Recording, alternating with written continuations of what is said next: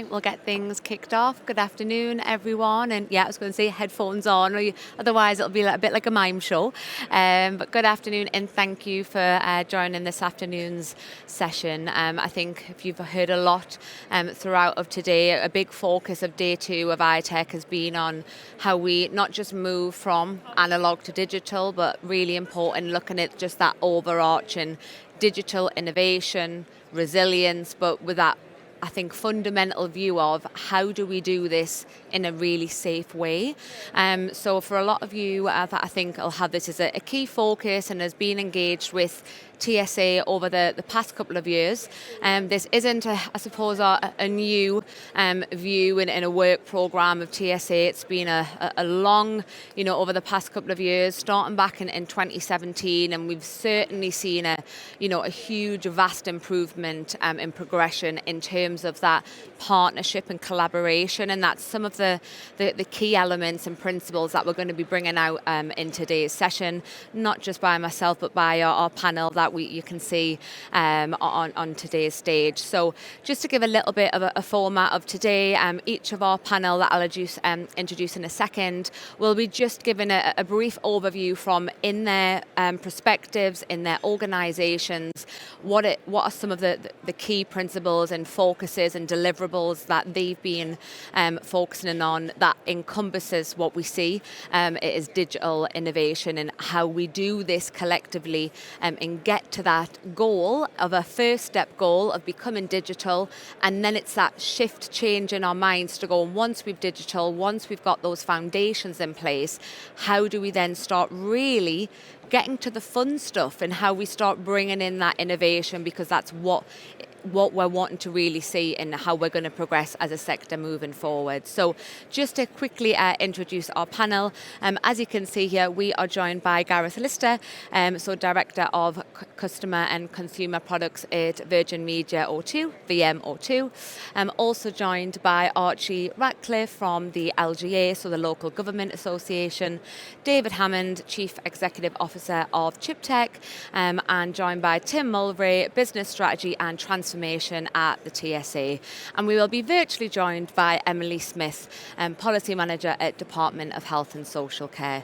So as I've touched on, we're really wanting today to be informative to you all, but for that to happen, it's not just about us presenting to you, so please do think about your questions, pop them through the app, and we'll be able to bring them into the question and answer section at the end, towards the end of the session. But we'll also have a roaming mic, so please feel free, hands up, because we absolutely want to, put your challenges and comments to the panel as much as possible. The final bit from me before I hand over to Gareth is I think we really do want to be bringing in some of those key points that for those of you that were in our plenary session yesterday when we had Minister Kinnock, addressing that from a government perspective, analog to digital is a key priority, but also with that understanding that digital is pivotal to those foundations as I've touched on. So with that in the back of our minds and how we're bringing in some of that kind of encompassing focus, I think is just part of how we're really going to do this and get to the right outcomes that we want, focusing on digital. But thank you, enjoy the session, and with that I will hand over to Gareth. Thanks very much.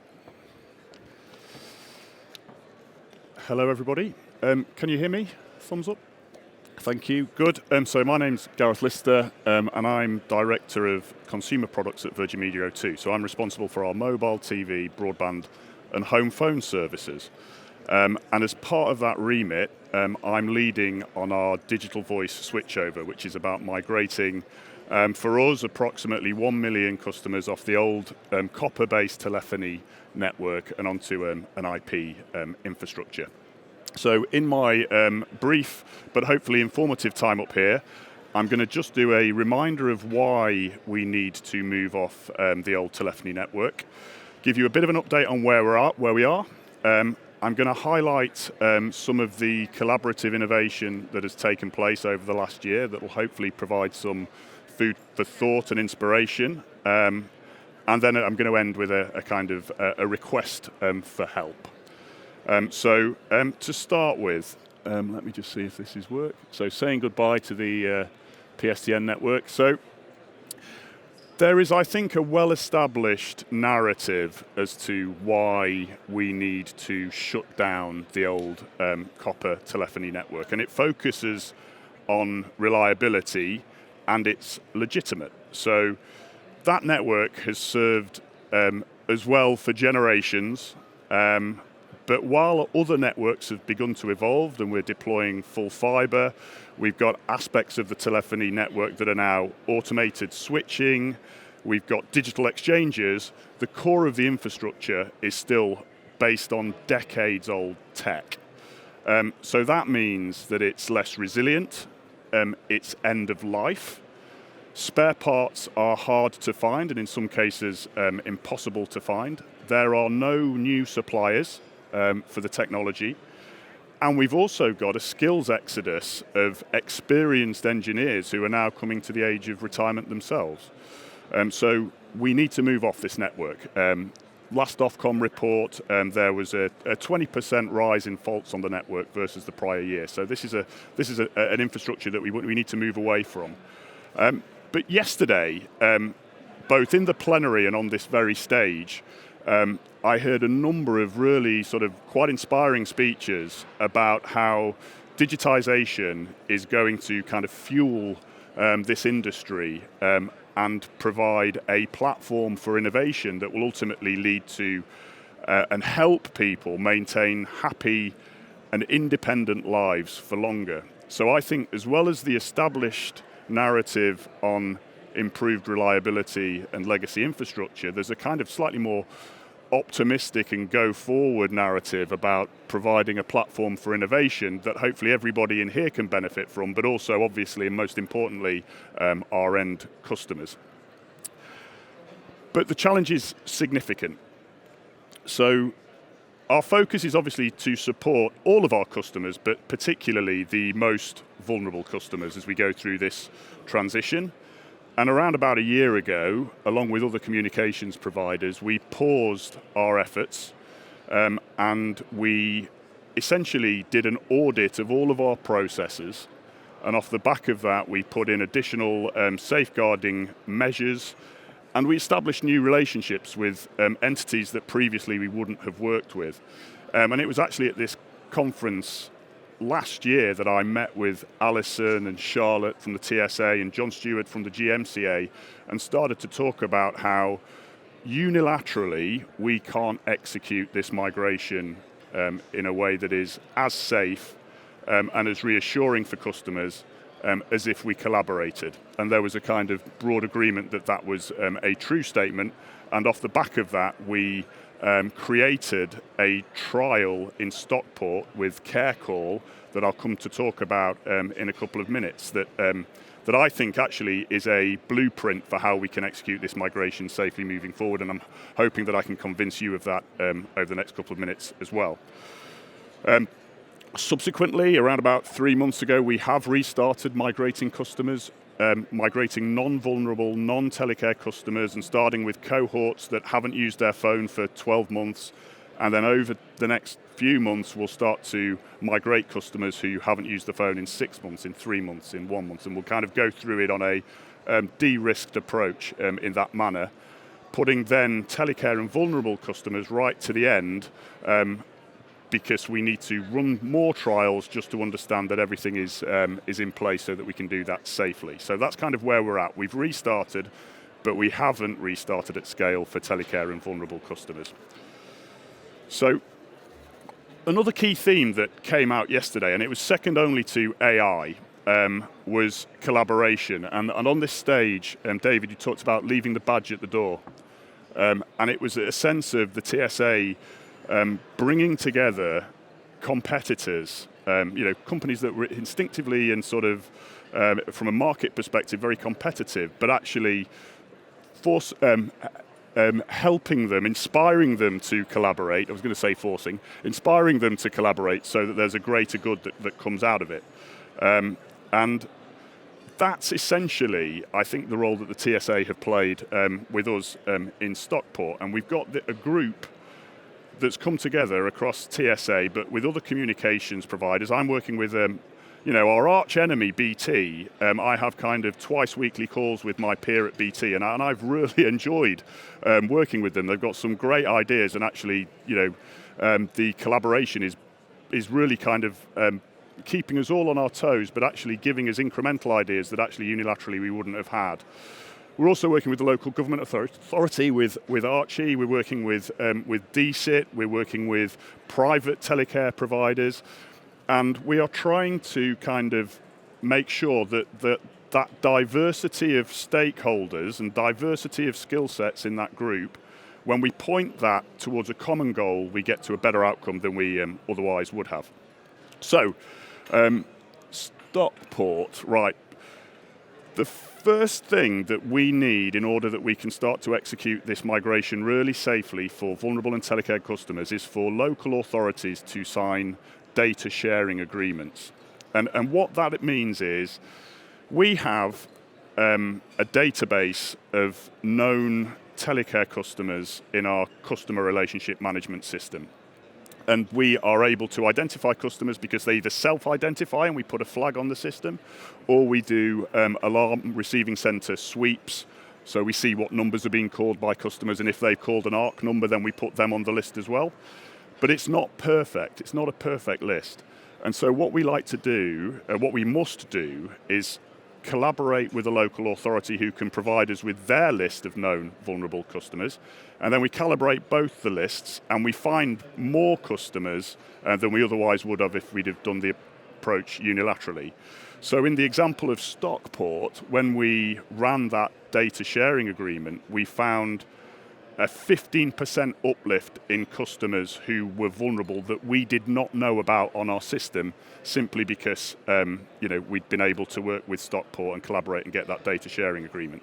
So that's significant. That those customers would not necessarily have received a improved, enhanced level of care through the transition because we didn't know who they were. So it's really important that data sharing agreements are signed and shared. So we'll continue to work with that group to drive that number. So we're at 50%. We've got 50% of local authorities, Virgin Media O2, that have signed data sharing agreements. We've got 50% more to go. We've been trying to do this for the last 12 months. It's a little bit slow, but I appreciate that sharing data has got a sensitivity around it. But we need to get this done because it's going to make things safer for our customers. On the day, the way the Stockport collaboration with CareCall, TSA, Virgin Media O2 worked, I would describe it as a coalition of the willing. And if you find the right people in these organisations, and they're good people who want to work together and who are humble and who've got a shared purpose, then an alchemy happens that can lead to some, I think, quite interesting results. So the on-the-day process was, the way the process worked was the first phase was the data sharing. We got that done. That was kind of like back office, a bit of sort of administration, but fundamentally important. The second phase was that CareCall, who are the telecare provider for Stockport Council, they made the appointments with the vulnerable customers. So they were the ones that rang the customers up and said, we need to migrate you. Virgin Media are going to come round. We'll be there with you. What time works for you? And the customer said, 9 o'clock on Monday. CareCall would record that, send it to us. We arranged a tech to go round. And then on the day, the CareCall representative was there. But also at exactly the same time, our Virgin Media O2 tech was there. Now, the CareCall representative is fundamentally in the circle of trust of that customer, in a way that Virgin Media O2 is simply not going to be. And so that provided a level of reassurance to those customers that we would not have been able to provide if we'd have been doing it, as I say, on our own. So it was that kind of reassurance. Now, the results you can kind of see up there. There were 191 customers that we attempted to migrate. That was a 31 customer improvement versus what we thought we had just from our systems, which is that data sharing increment that I talked about. 90% of customers agreed to the migration. That is almost 3 times as much as we could have expected if we'd have gone on our own, and that is simply because CareCall have got the trust with the customer. And then we had 100% success. We were able to technically migrate those customers. At the end of the process, of course, we check that the telecare device is working and that everything is good and proper. So a real kind of significant improvement in what we would otherwise have seen. The other bit was, this is Vincent. Now, I went to Stockport with Alison on the day that Vincent was migrated from analog to digital. And it was an extremely sort of eye-opening experience for me, because Vincent was a highly kind of cogent, articulate chap. He was bedridden. He was utterly dependent on his carer coming around to kind of help him multiple times during the day. There is no possible way that Virgin Media O2 could have engaged Vincent without CareCall. He wouldn't have answered his door. I don't think he would have understood if we'd have tried to call him on his phone. I don't think he would have read any collateral that we put through the post. But what he absolutely did was he picked up the phone when CareCall rang, and he was speaking to CareCall every day because they were going around. So on the day, we safely migrated him, and they were his words. He was kind of quite reassured, very positive by the experience. He wasn't frightened by it, and it happened. And now he's on a more resilient platform upon which we can build those innovative future products and services. I'll kind of wrap up very soon, right? I could talk about this all day. This is so important to me. It's probably the richest aspect of my job is trying to get this right, and we are not 100% there yet, but we are on a journey. We've got more trials in the pipeline. The next one is likely to be in Cardiff, and then after that, we're going to try and do a bigger local authority region where we run multiple local authorities at the same time to just see how this scales over the next 2 years or so. We need to kind of make sure that we can do them concurrently. We're also, in parallel to that, working with the LGA and Archie and BT and the TSA on an awareness campaign that we will deploy later in the year, that will be aimed at just making sure that as many people as possible in the cohorts of customers that we need to make aware of this are aware what it is and why we're doing it and why they sort of need to migrate. So we're working on that. That's a live thing. I'd like to think that will materialize in the second half of this year. So I'll leave you with 2 asks. If there is anybody from a local authority here or a private telecare company, please reach out to me personally or Virgin Media O2 if you've got other contacts, and share data. Let's find out and let's make sure that we've got 100% identification of the customers that we need to migrate. And the second thing is a sort of an extension of that, which is we've got a group that's working. We welcome new thoughts, new ideas, new perspectives. So do reach out and collaborate, and in that way we can make this critical migration a real success. Thank you.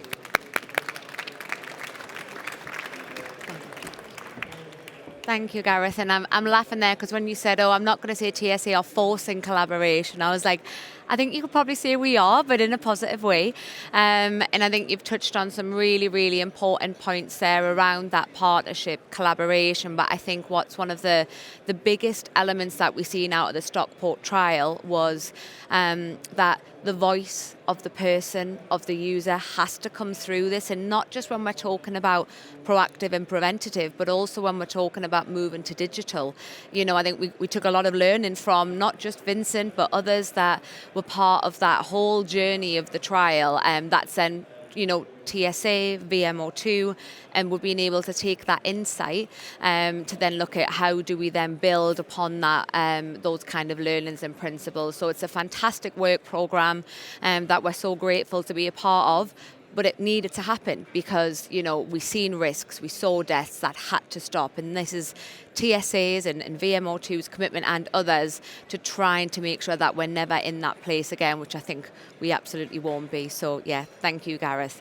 This is the point where I really hope technology works and plays a video for me. So as I mentioned, Emily from the Department of Health and Social Care wanted to be here with us today, but unfortunately isn't able to be, but still wanted to bring into the conversation the commitment and the role of Department of Health and DCIT within the digital transition, and specifically focusing on the recently launched Telecare National Action Plan. So this is where, I'm just going to stand to the side and hope that the video plays for you all. Hi all, my name's Emily and I'm the Policy Manager at the Department for Health and Social Care, working on the digital switchover and specifically how it affects telecare. We regret that none of our team can be there in person, but we wanted to take this opportunity to share an overview of our recently published Telecare National Action Plan. The Telecare National Action Plan is a joint DHSC and DCIT action plan that has been developed with input from stakeholders, including communication providers, the telecare sector, charities and local authorities. The TNAP has been developed in the context of the digital switchover, whereby communication providers announced their intention to retire the analogue landline network in 2017 and replace it with a digital landline network. We are aware that sadly there have been a number of serious incidents concerning telecare users. DHSC places the utmost importance on safety, and we are taking the appropriate action to mitigate risk to vulnerable users and monitor industry as the migration progresses by setting out the expected actions in the TNAP. It sets out the government's expectations of stakeholders and the agreed actions that need to take place to safeguard telecare users during the digital switchover. Actions are set out against the main outcomes government expects to see delivered, which are as follows. No telecare user will be migrated to digital landline services without the communication provider, the customer, or the telecare service provider confirming that the user has a compatible and functioning telecare solution in place. The use of analogue telecare devices is phased out to ensure that only digital devices are being used. Telecare users, their support networks, and their service providers understand what actions they need to take, and stakeholders collaborate to safeguard telecare users through the digital phone switchover. As the digital phone switchover has been going on for some time, we are aware that a lot of important work has been done, so the plan sets this out and seeks to build on it. Some of the actions include stopping the sale and purchase of analogue telecare devices, and then telecare users are only migrated to digital landline services if they have a compatible and functioning telecare solution in place. DHSC and DCIT will continue working with wider telecare stakeholders to identify and address broader issues and potential impacts of the digital switchover. By maintaining open lines of communication, this engagement allows for early identification of risks and vulnerabilities. The TNAP was published on the 11th of February, and thank you to those who have engaged in the TNAP in detail and provided case studies for it. Government will continue to monitor the risks, particularly in light of non-voluntary migration starting again. Given the complexity of the issue, it is possible that additional necessary actions might be identified. As such, we will continue to work closely with relevant stakeholders, including industry, to monitor and report on the progress, implementation and effectiveness of this plan against actions every 6 months. Key amongst our next set of priorities coming from the TNAP is government's commitment to establish a date for phasing out the use of analogue telecare devices. Government continues to encourage the use of technology-enabled care, also known as TEC, and encourages telecare service providers to grasp the opportunity of the digital phone switchover, to reevaluate the tech that they use, and to future-proof telecare as far as possible. We are aware that 2G or 3G sunsetting is the next major digital transformation, and we want to build on what we've already learned during the digital phone switchover to ensure that telecare is resilient to this change.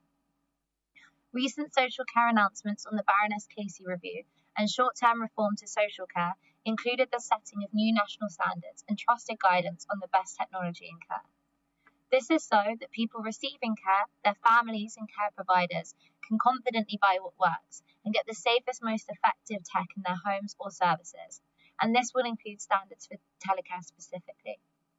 We encourage you to review the action plan and familiarise yourself with the actions that stakeholders need to take to protect people who use telecare devices. We are happy to receive feedback which can be provided via TSA, who will then liaise directly with the DHSC. Thank you very much. Thank you. Come back in there. So just obviously it's a shame that Emily couldn't be here directly with us today, and I think I know some of you, if you've either seen the Telecare National Action Plan and may have some comments and feedback on there, or if it's the first time that you're hearing about it today, I would certainly encourage to go away and absorb some of the information that's set out. Emily touched on some of the key points there, but I think this is our time to give some feedback directly into department to say, actually, the plan's great, but it's missing X, or we want to see a little bit more detail in that. So as Emily has stated, that feedback can certainly be given via the TSA, and by that's either directly into your key membership contact, into myself or Tim, and we'll be liaising directly with Emily and Cara and other colleagues to make sure that the development and the continuous evolvement of the Telecare National Action Plan is reflecting of what, I suppose we're seeing and evolving and the changes that come from it. So that is probably echoing Emily's call to action there. Please do read it, engage with it, give your feedback, positive and critical, and feed that back through TSA and your membership team, and we'll make sure that it's received. Okay, so I think our next speaker, and I'll pass over to Archie.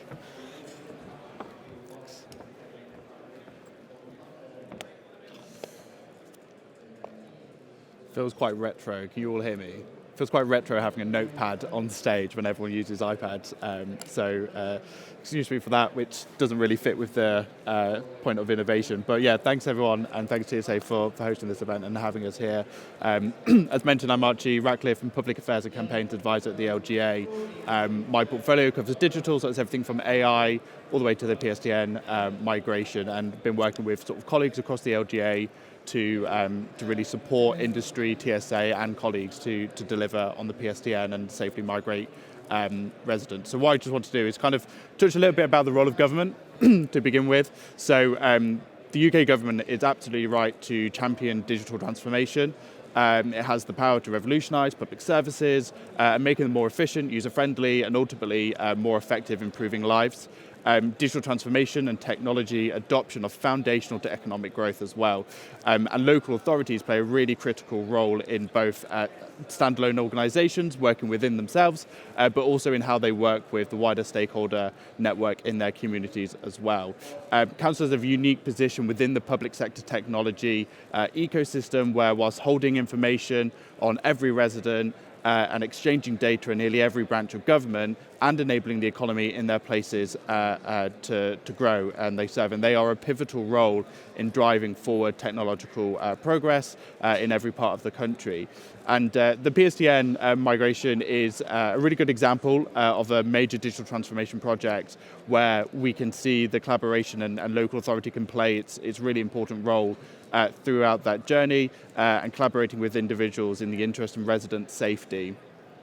Gareth talked about the Stockport trial, which I won't go into in detail on, but that's a really niche kind of point within the PSTN migration that really kind of shows that collaboration between VMO2 and TSA and Stockport Council and Stockport Homes to really bring together all of the collective thinking and putting the resident at front of mind to get them through the switchover.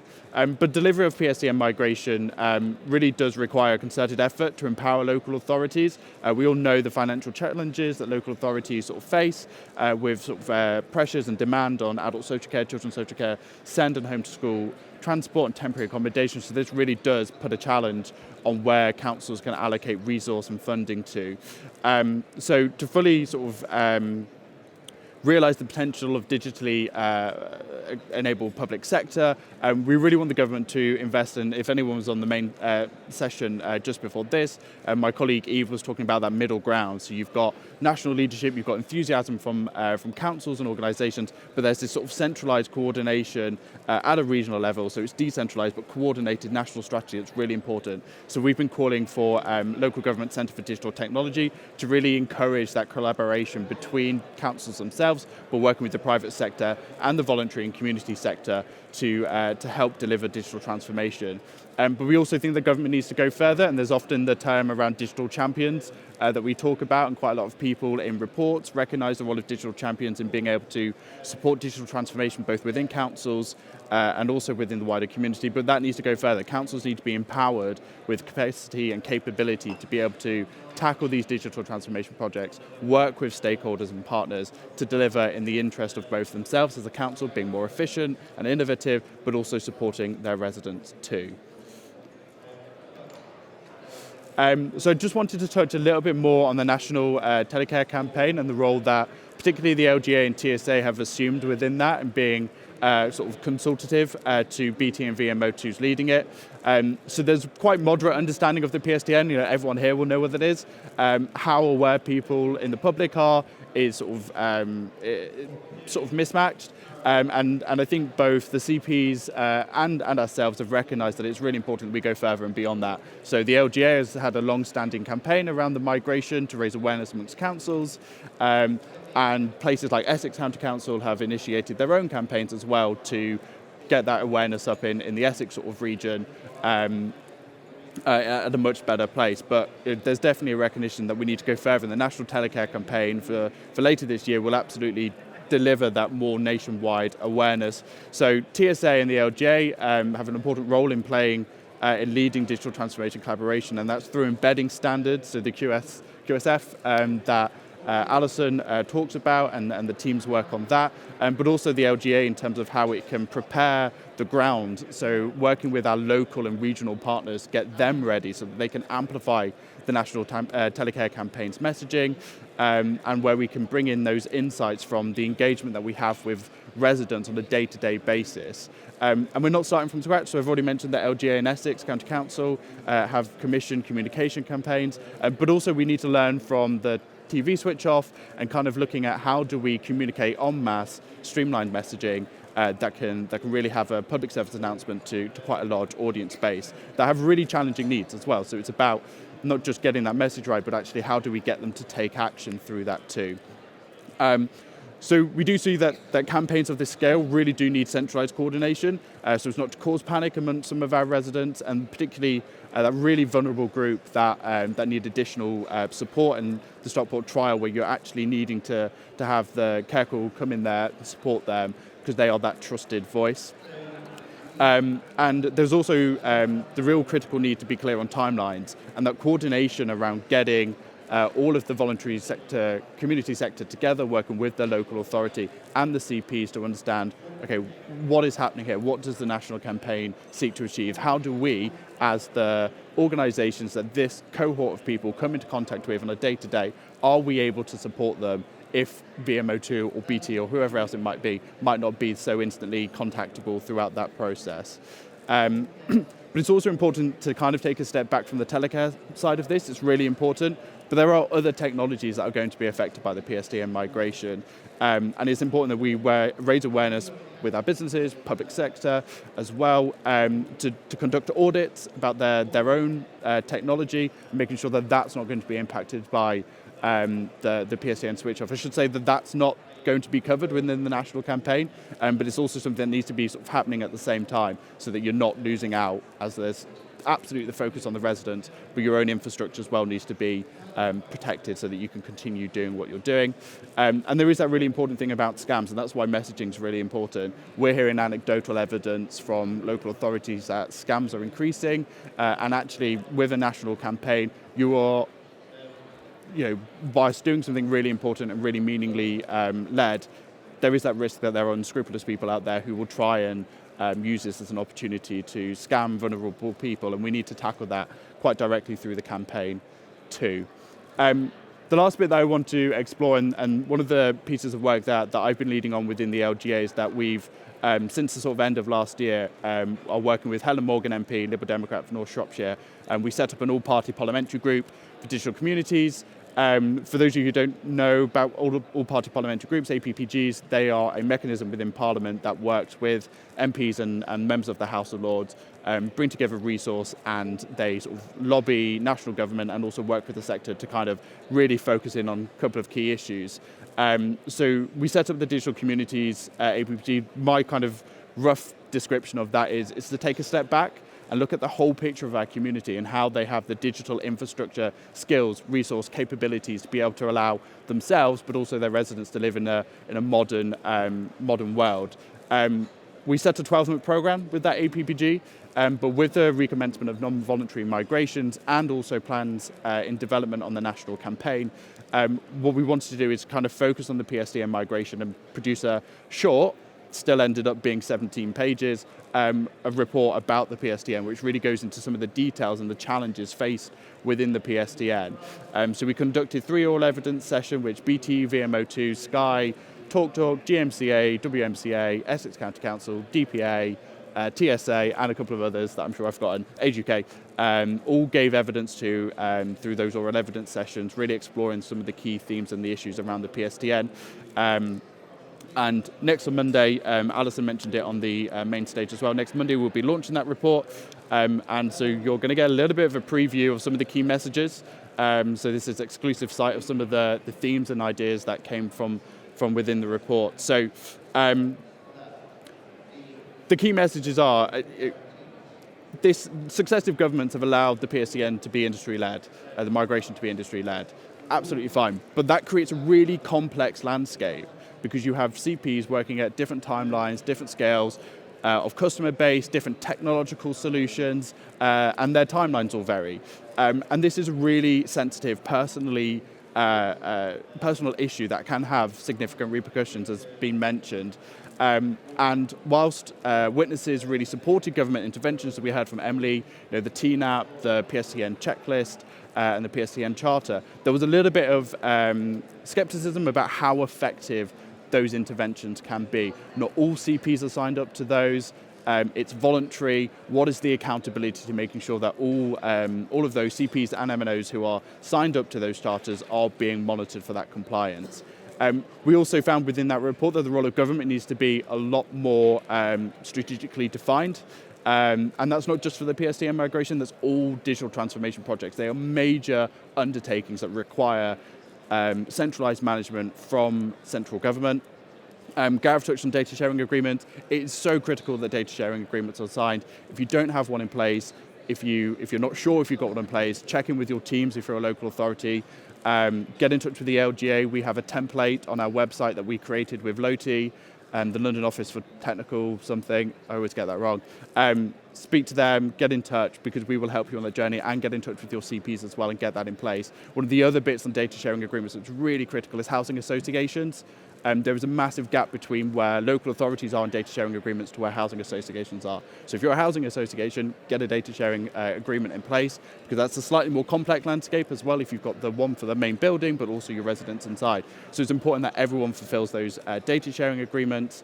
There was a bit of a question mark around the leadership of the campaign and making sure that all partners and stakeholders are all on the same page, working towards the same end goal, which of course we are seeing a lot more collaboration as highlighted in opening remarks. And the protection of safety and residents is absolutely that centre point, it's paramount. And there was a lot of a discussion around weather resilience. We see increasing weather conditions, longer blackouts from power shortages.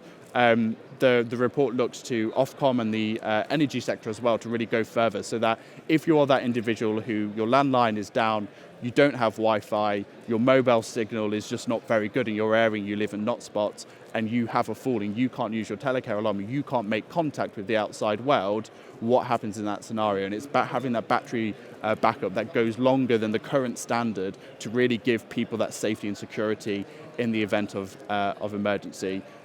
We tell everyone that they need to get signed up to the QSF. It's really important to give confidence to local authorities and the wider sector as well. And it's really important that local authorities themselves don't start buying. So the sale of analog is a really important bit that absolutely needs to stop. Equally, local authorities shouldn't be replacing devices that are running on 2G, 3G mobile SIMs or reliant on those services, because they too will also be phased out. So if you think you're buying a slightly cheaper interim product, you're going to have to replace that in a few years' time. I think Virgin or VMO2 are later this year. Some of them have slightly longer timelines, but it's really important that we tackle that. And again, we within that report really look at the need to empower councils and build up that capacity and capability within the work that they do. There's a few recommendations there, but I've pretty much gone through them in my talk anyway, so I will wrap things up there. If you want to get in touch on any of the things to do with PSTN, the migration, the national campaign or data sharing agreements, do get in touch, talk to me afterwards, but thanks everyone.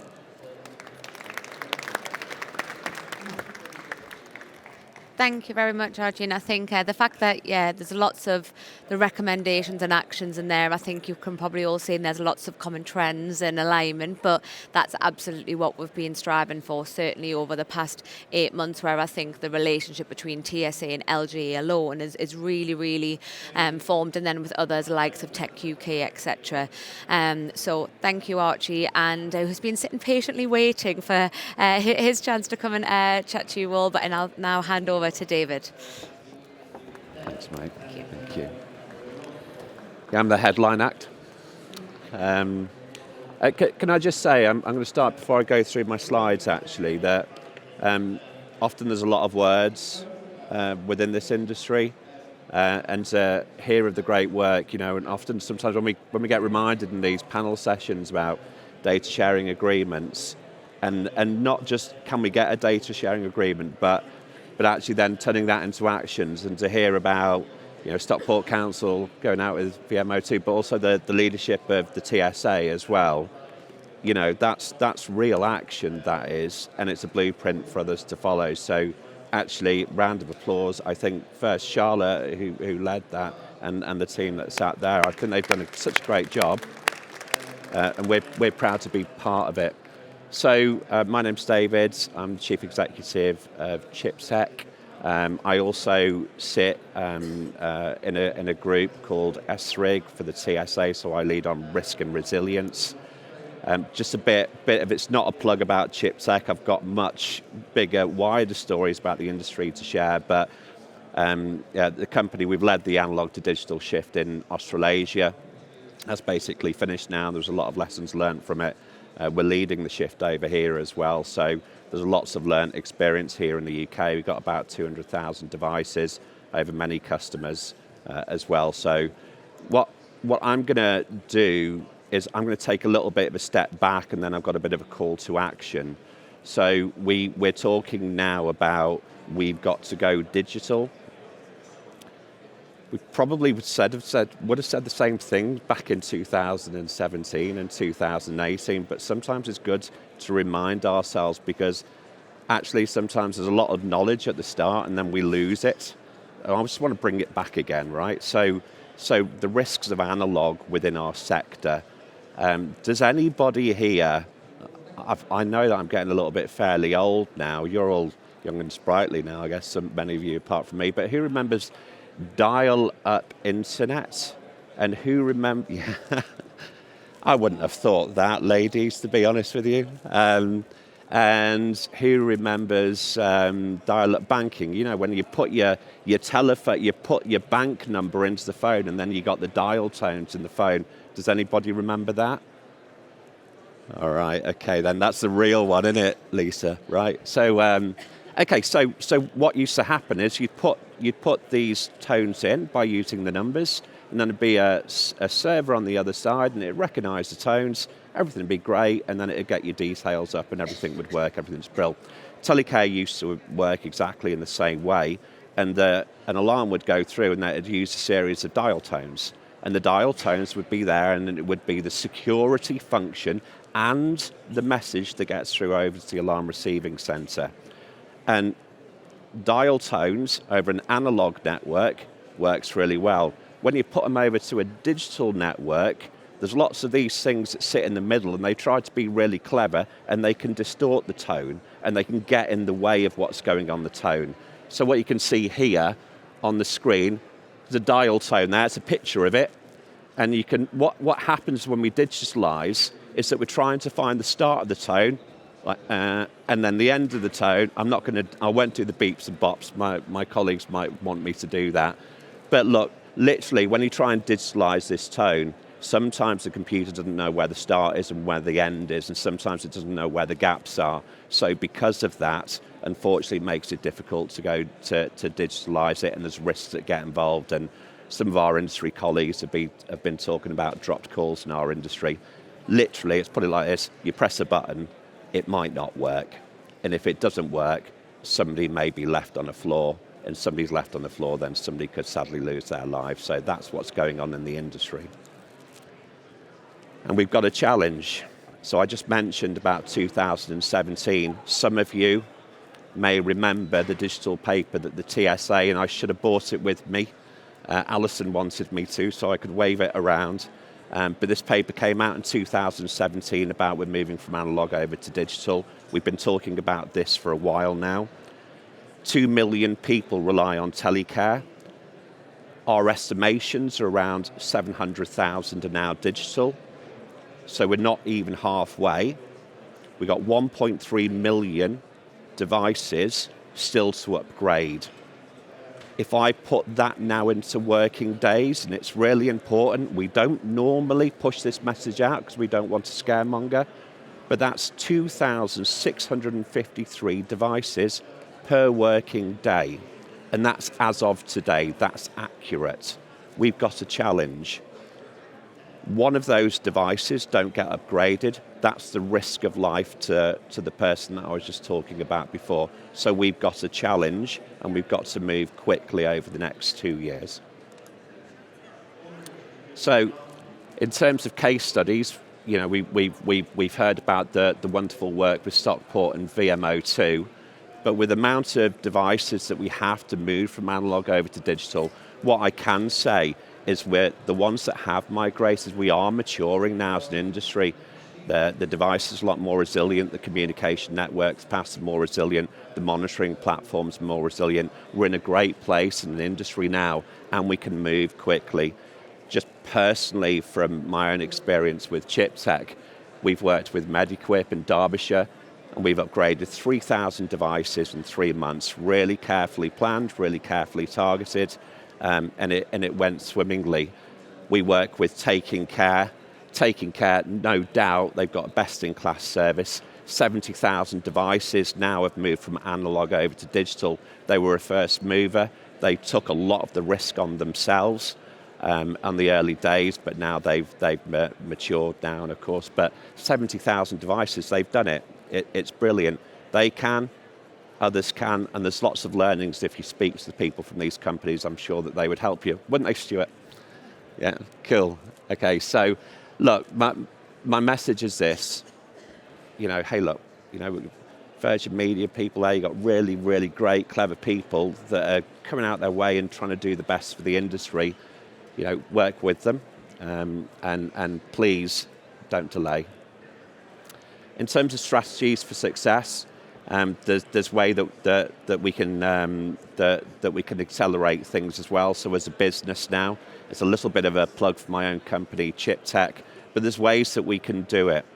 You know, what we've done when we've worked with other customers, we've tried to target, we go to the next level, and what we do is we say, hey, who are the people that have got just a telecare box and maybe a fall detector or maybe a pendant? Generally, there's around about 70% of those type of customers. Those customers actually can be addressed in a different way. We've used systems such as voice-guided installation to help with that, which basically governs the installation process. I can come to any of you right now with one of our devices with no instructions, give it to you, and you'd be able to install it. There's some great innovation work that's been done. So you can door drop these. They were used over COVID, you know, so it works, absolutely. And that's great when you think about the challenge and the volume that we've got to get through. And then you're targeting the other 30%, and you can manage your resources a lot more effectively for the enhanced telecare. So the strategies in place that can be used to help you with the challenges that you've got. So look, my big message, and I stole this actually from Gareth McCall that we had the other day, is engage and start a conversation. Looking through, I know quite a few of you in the audience. I know some of that engagement has happened and we have started to move. But if you haven't, please come and talk to me, come and talk to Charlotte, come and talk to the rest of the group, and we'd love to help you. Thank you. Thank you, David. Thank you, David. And I think you made a valid point there. I think it is just about, we know the conversation still needs to be had. We need to see action. And I think this is what we've touched on there, and obviously even some more broader examples above and beyond Stockport, that we also need to know when it comes to just the process of the moving to digital, not one size fits all. Absolutely not when we're talking about local authorities and housing, and you need to find what works for you, but with the mind of for you as an organisation and for your customers and those that we are doing this all for. And I think hopefully that's come out of a part of this conversation today. So just I suppose before jumping in, and I will maybe have to pick on some people because there's no questions on the apps, but just before jumping into any questions, we are obviously joined by Tim on the end there, that I think a lot of you will know, and from a TSA perspective, Tim has been leading the way in terms of that support to our sector from a digital perspective. But Tim, I just wanted to maybe get from you in terms of where are we now as that kind of digital readiness, and what do you think from your perspective, but from a TSA oversight of what do we still need to be doing more of, and what's our next focus within the next couple of months? Yeah, thanks, Charlotte. I think, and we had a bit of a cross-section of people here this week, of service providers here this week, where we got a real sense of where people are on the journey. We've talked about, we believe that if you looked at dispersed connections, between 50 and 60% of the way there. Housing solutions we're miles off. And Alison in the plenary earlier mentioned a figure of about 70% of ARCs that have gone to digital. There's a bit in there where the part of that 70% is hybrid ARCs, so I would say ARCs that can accept digital calls but haven't got full digital infrastructure. So I would say the biggest focuses we've got at the moment is moving the dial on that housing digital stuff. So does that mean sort of quite expensive full replacement of housing equipment? Yes, it does in some cases. Does it mean digital bridges and converters and things like that? In some cases, yes. Does it mean converting some housing solutions to dispersed units? Absolutely. There's a combination of things. It needs to fit into a financial envelope, but I would also say for those of you that have that responsibility, is make sure that you've moved your ARC telephony as close as possible to deploying full digital. So that for many people means SIP, moving away from ISDN 30 into SIP. Gareth's prime responsibility is around consumers, and you've heard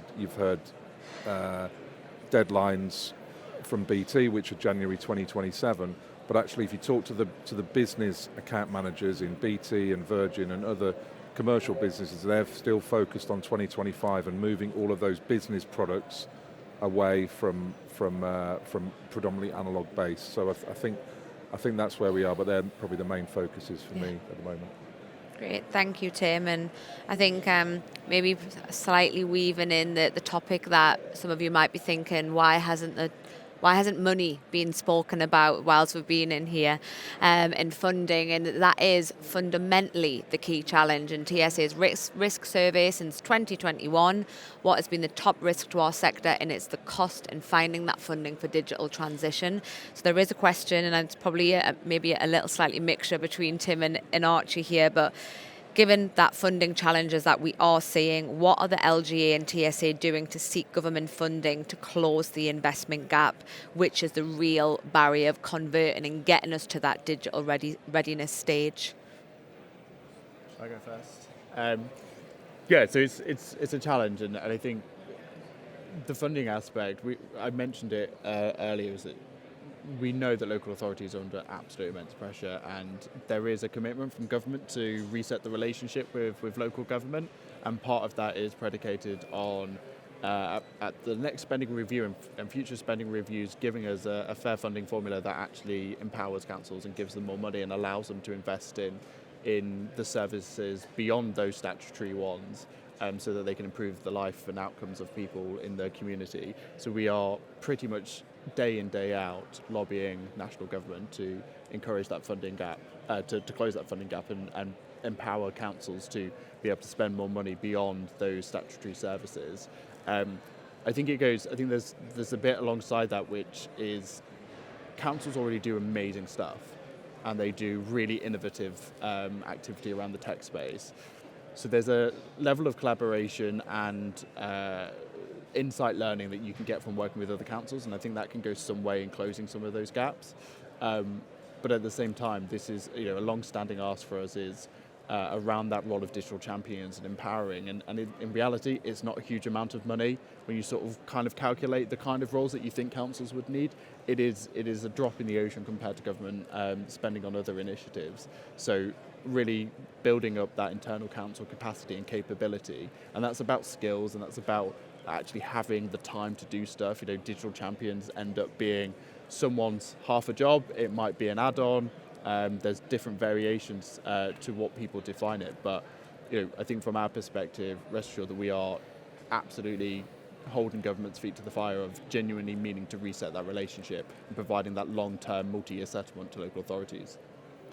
And I think, echo all of those points, one of the interesting things that's come out very recently is the drive towards national care standards, national care service, and I think some of the work that we'll be doing with DH and DCIT around that that initial market engagement that's taking place, where we're going to be looking at kind of vision recommendations and ultimately a change in adult social care funding is going to be right at the top of those discussions. Thank you both. And we are, I'm just seeing the red flashing sign there for saying that we're running out of time. And I know there's some other comments there just about what is then the role from a telecoms provider in some of that more centralised, whether it's supporting from a funding perspective, or how do we get that, it's not just VMO2 sitting here in the future and it's bringing more of our CPs in. So Gareth, I know you're going to be around for the rest of today. So any questions, please do come in. It's about keeping the conversation going. But I think from my perspective, please do come and speak to the panel, any questions, and just thank you all. And hopefully you've taken away just some of those key principles. But I think overarching is collaboration and partnership. We can't do this alone, and we certainly can't do it without all of you. So please do keep working with us, engaging with us, and thank you all for coming along to today's session. Thank you.